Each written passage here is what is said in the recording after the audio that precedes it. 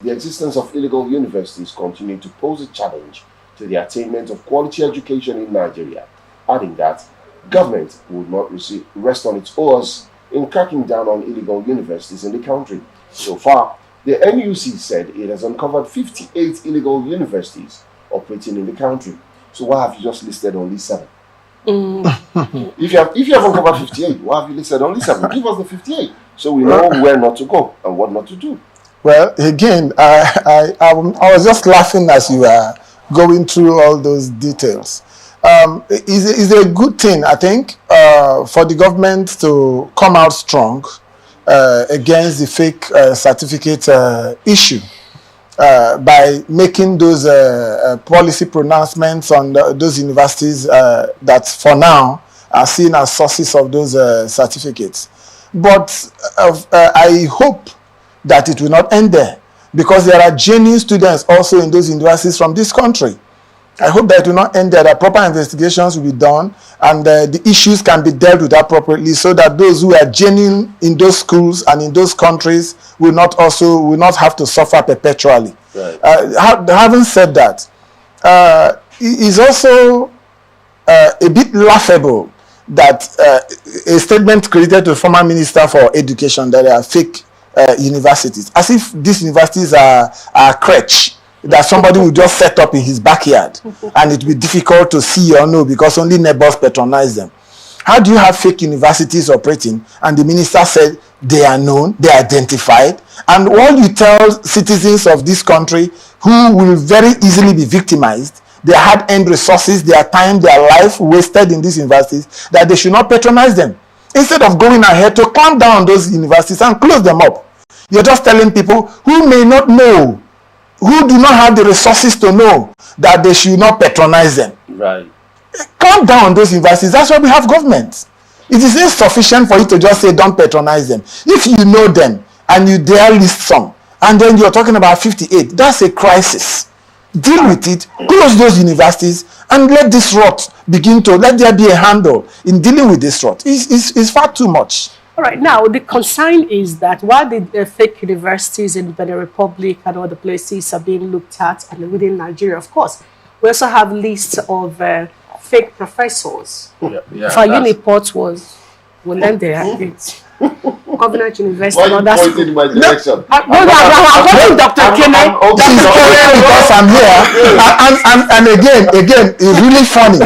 You can't even have a fake graduate assistant. So here is not a fake professor. If we can have fake medical doctors running hospitals and have fake lawyers practice and actually go to court and win cases, why can we not have the protocol? Here is the concern I have, that with all of these fake professors, fake this and fake that, the university system is designed with a process, and within it there is a mechanism that checks some of these excesses.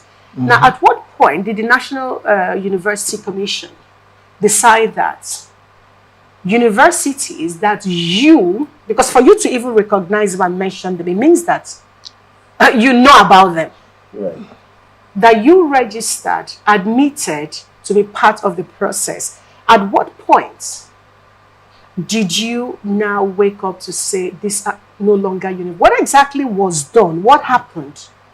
We have not been told.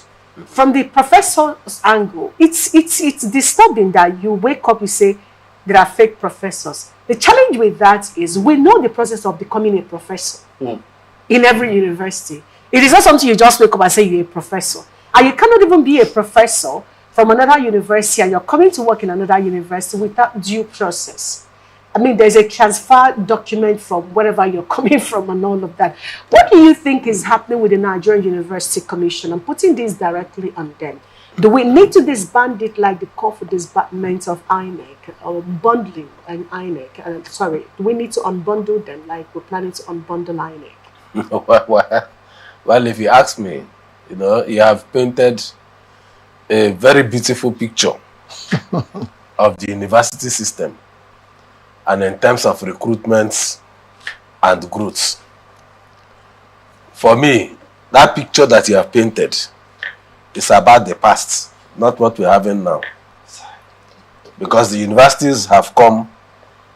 I may not be correct. Persons may even contend or contest it, but I will say that the standards that we are seeing today are not the same that we saw in the past. So What do you think a lot of political saying? considerations. Now, when you talk about the university system being weakened, a lot of political considerations have even come in. You talked about professors that are fake.